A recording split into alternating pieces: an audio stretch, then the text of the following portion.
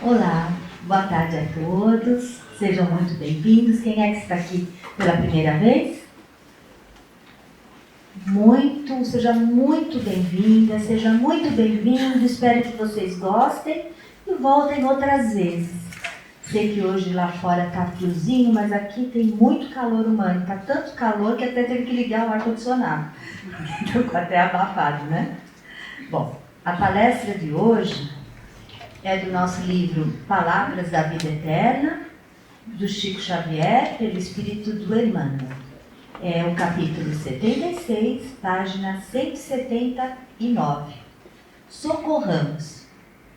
Com a medida com que tiverdes medido, vos hão de medir a vós. Palavras de Jesus a Mateus, capítulo 7, versículo 2. Ou seja, vós sereis julgados com o mesmo julgamento com que julgares, sereis medidos com a mesma medida com que medistes. Esta deve ser para nós uma regra de ouro, o princípio e do que não devemos fazer com os outros o que não queremos que nos façam. Seria um código de ética. Vou contar aqui um exemplozinho. Quando eu dava aula para criança de 6 anos na escola do estado, tinha criança que pegava material do amigo, pegava o lanche do outro. E aí, criança, como é que você vai lidar com isso, né? E eu sempre usava essa regrinha de ouro, falava para eles, olha, a mãe dele trabalhou muito, não viu ele, fazia hora extra, chegava tarde, às vezes deixava de comprar coisa para ela para comprar isso para o seu amigo. Você gostaria que isso fizessem com você? Aí na hora, a criança olhava assim, aquele olho assustado e fazia assim que não. E na hora, parava, pensava e devolvia o lanche ou o material. Lógico que isso é uma historinha que eu estou contando de criança, né? Mas quando a gente se coloca no lugar do outro, a gente começa a sentir a dor que é que a gente está passando para o outro. Essa história é de criança, mas às vezes os adultos fazem isso. Porque às vezes adulto parece criança e não pensa na consequência do que pode acontecer. Depois, quando para e reflete, é que se dá conta que também não gostariam que fizessem isso com ele. Jesus nos ensina a ter coerência nas nossas atitudes e no julgamento que fazemos em relação às ações dos outros.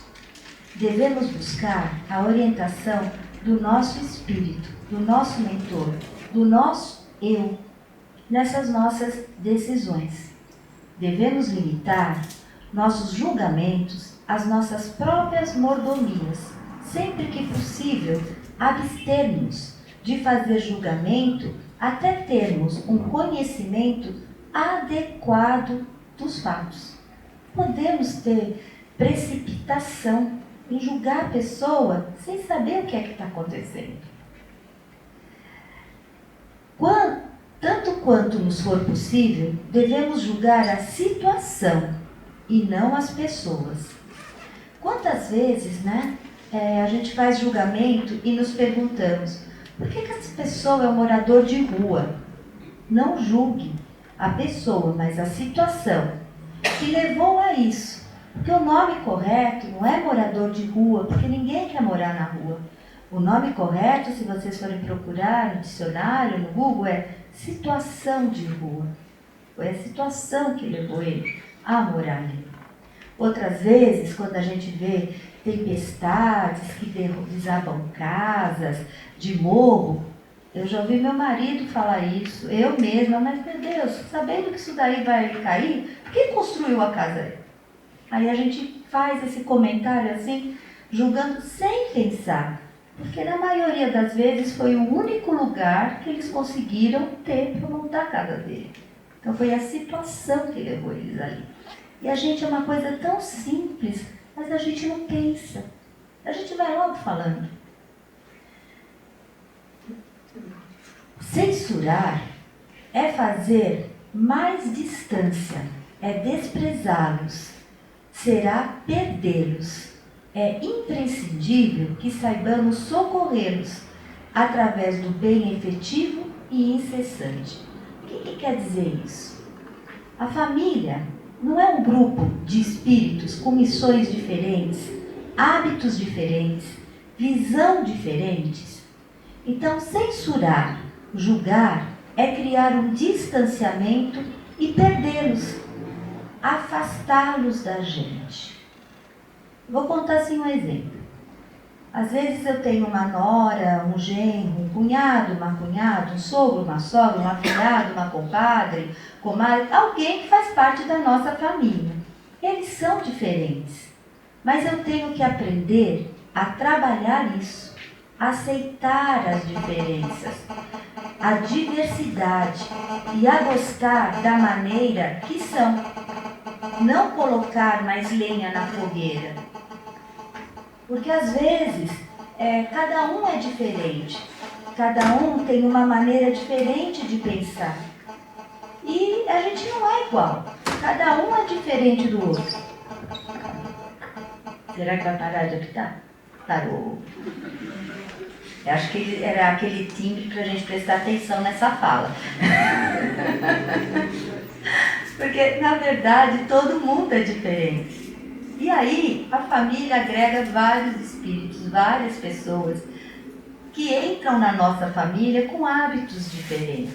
E aí a gente fica julgando, a gente fica querendo que entre no mesmo esquema que a gente. E isso acaba afastando eles de nós. Eu ouvi um comentário que eu amo a minha neta, mas o meu genro, com aquele cara.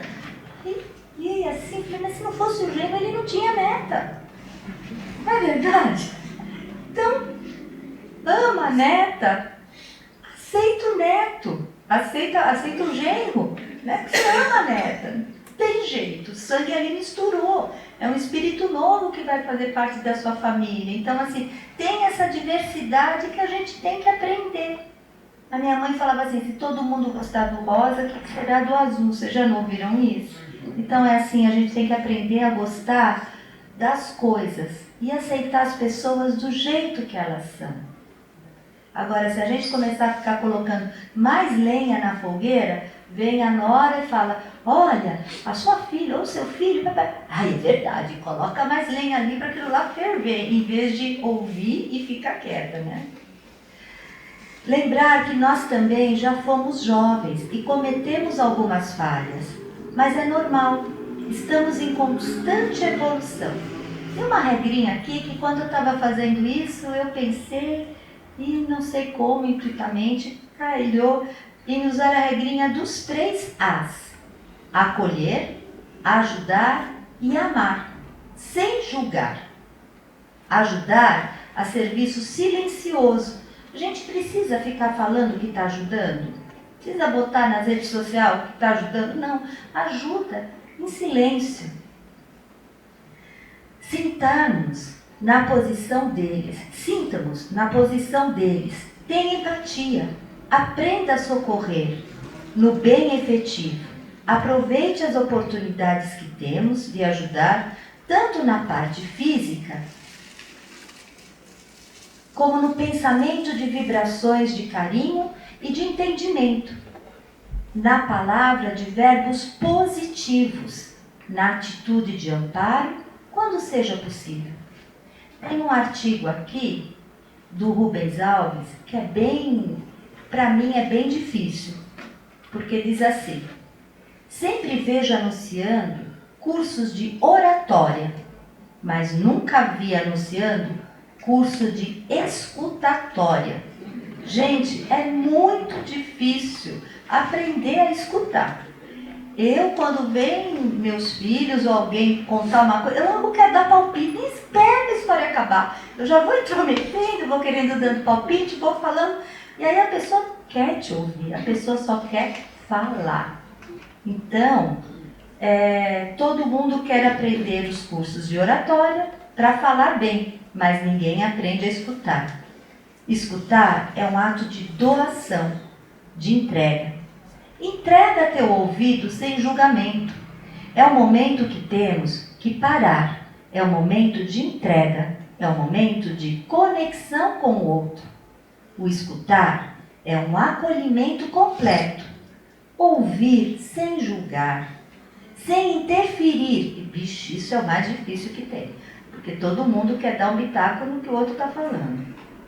Simplesmente ouvir, acolher, sem falar nada, sem preconceito e sim compreensão. O julgamento das pessoas, às vezes, é cruel. É fruto do desconhecimento da realidade do outro. Não se precipite em condenar. A espiritualidade não julga, ela ajuda. Ajuda a encontrar a luz. Pessoas verdadeiramente espiritualistas não fazem julgamento dos atos alheios. Estão neste mundo para trabalhar justamente por aqueles que mais necessitam de luz e não para obscurecer ainda mais o seu caminho. Tudo ocorrerá como tem que ocorrer, segundo a ordem divina. Aí a gente vê todos os dias na televisão a solidariedade de todos os brasileiros pelos irmãos do Rio Grande do Sul. O socorro vindo de todas as partes para os nossos irmãos, que alguns estão desnorteados com a situação, mas não perdendo a fé. Estendamos o coração e as mãos para auxiliar, porque todos estamos a caminho da evolução e, segundo o nosso Divino Mestre, com a medida com que tivermos medido, nos hão de medir a nós. Uma boa tarde para todos. Um ótimo fim de semana e feriado. Obrigada. O que eu mais gosto é desse